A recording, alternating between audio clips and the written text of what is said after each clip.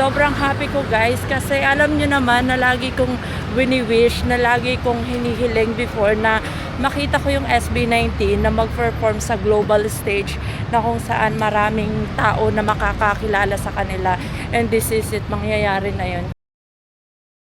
Kagigising ko lang, naglalakad ako ngayon papunta ng post office kasi may kailangan akong asikasuhin. As you guys can see, ang ganda ng araw ngayon. Sobrang thankful ako kasi hindi ako tinamad ng sobra. Nalabanan ko yung katamaran ko, yes. Kasi actually, tinatamad akong pumunta. Kasi sabi ko, inaantok pa ako. Kaya lang kailangan ko siyang asikasuhin talaga. So, thanks, nalabanan ko yung aking katamaran. But anyway, aside from that, meron akong kailangan sabihin sa inyo na sobrang nakapagpasaya ng araw ko. Nung binuksan ko yung social media accounts ko, ang dami-dami kong nakikita na post, headline, na ang SB19 daw ay magpe-perform sa Lollapalooza. Hindi ko alam kung tama yung pronunciation ko, basta yun na yun. Sobrang happy ko guys kasi alam nyo naman na lagi kong wini-wish, na lagi kong hinihiling before na makita ko yung SB19 na mag-perform sa global stage na kung saan maraming tao na makakakilala sa kanila, and this is it, mangyayari na yun. Kasi grabe, hindi sila nakasama sa lineup ng Coachella, pero tingnan nyo naman, sobrang excited lang ako, and let's support SB19. My God, hinihingal na ako ngayon. Ang aga-aga, tingnan nyo. Ito yung view ko dito sa labas. Sobrang happy ko for SB19. Sobrang happy ko para sa inyo, and congratulations. Sobrang alam ko na sobrang happy ng 18 sa balita na yan, at talaga naman na sana hindi ito yung huli na mapapasama kayo sa napakalaking music festival sa mundo. And yeah, so excited na ako at hindi ako makapag-antay. So nandito na ako guys. Ayan, waiting ako. Meron na akong waste dito. Ayan.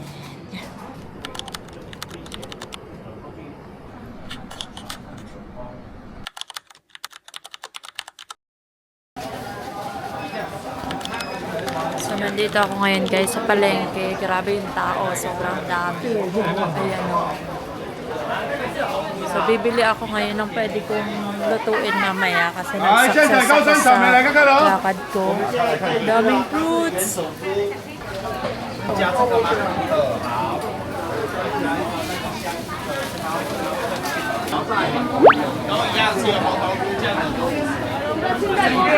Sobrang daming tao.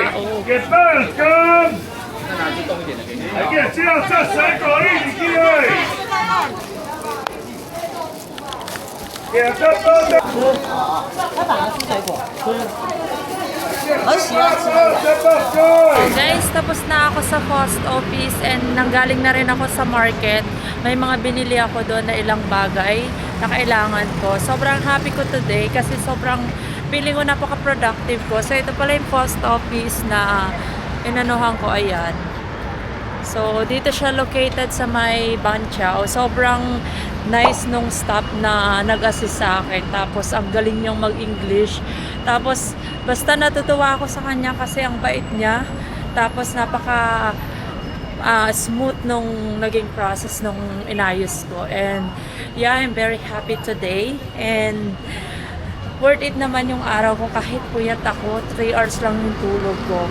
And mamaya by 4 uuwi na ako ng Chungli para mag-work ulit. So, pauwi na ako ngayon and naghahanap ako ng milk tea shop kasi ang tagal ko nang hindi nakapag-milk tea. Deserve ko yun ngayong araw kasi ang dami kong nagawa. So, let's go!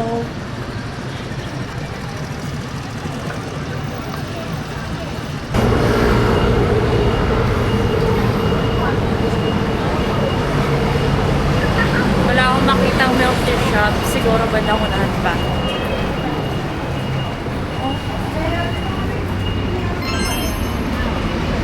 Kailangan ko palang magpagawa ng stamp kasi kailangan ko next time. So, tatanungin ko kung matagal gumawa. Dito pala sa kabila. Okay, tingnan natin.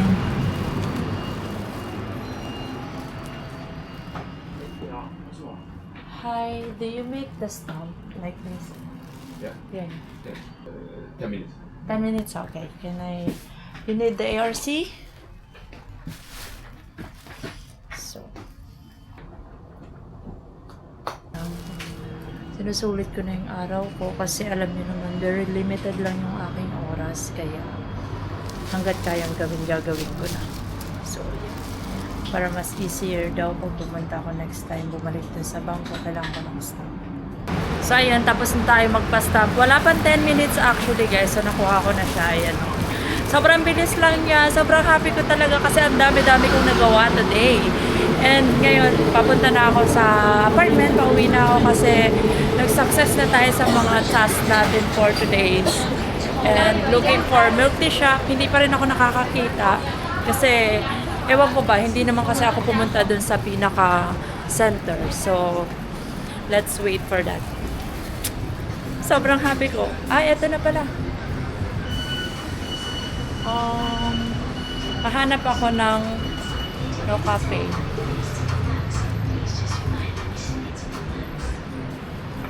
So, eto yung mga menu.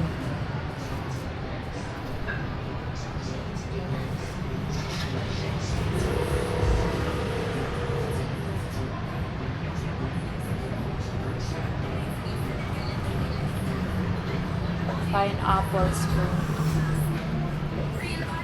Hi, can I have pineapple spring tea? Wait. Pineapple spring tea. Hindi niya ako naiintindihan. Ito yung mahirap dito eh. Pineapple spring tea. Yeah, please. How about sugar and ice? Just 30%. 30%. Yes. Yeah. So, how much? 60.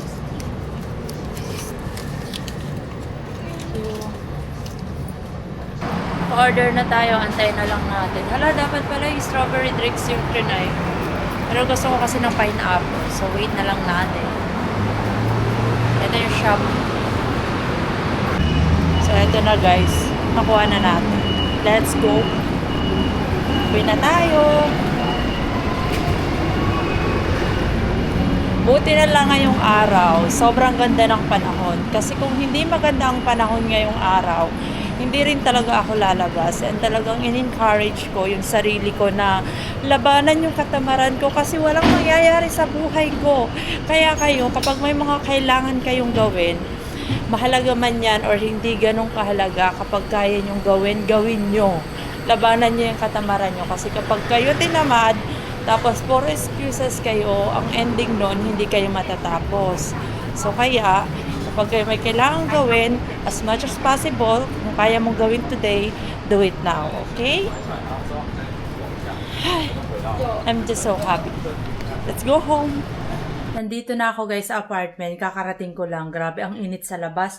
Buti na lang pala hindi ako nag-jacket. And as you guys can see sa mukha ko, sobrang happy ako kasi talaga naman na the first big news and sobrang good news talaga na nagpasaya sa akin today is yung tungkol sa SB19. Nung nakita ko yung mga posts, yung mga headline about SB19 na nabulol na ba?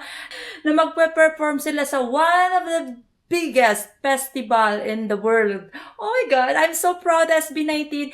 SB19, Pablo, Ken, Estelle, and Justin, Josh, sobrang nakaka-proud kayo. And 18 community is very, very proud and happy and we can't wait to see your performance.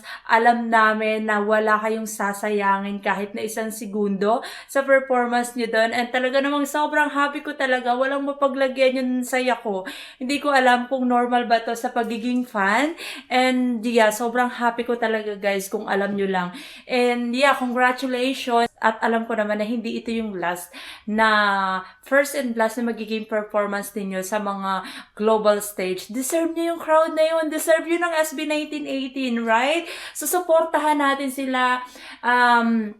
keep engaging sa mga post na tulad ng ina-announce ng mga inilalabas na headline or mga article ng mga international because it helps to market SB19. So, let's do our part kasi I'm sure na hindi tayo bibiguin ng SB19 sa performance nila. Sobrang excited ako and I'm so sayang nga lang hindi ako makakauwi sa concert nila. But still naman guys, the good news is yung kapatid ko, binili ko ng ticket, yung dalawa, yung jowa niya. So, sila yung magiging representative ko dun and proxy sa akin. So, wala pa ring worries. So, ayun lang, magluluto na ako kasi may work pa ako and kailangan ko pang matulog. Syempre, kailangan mamahinga ng babaeng ito.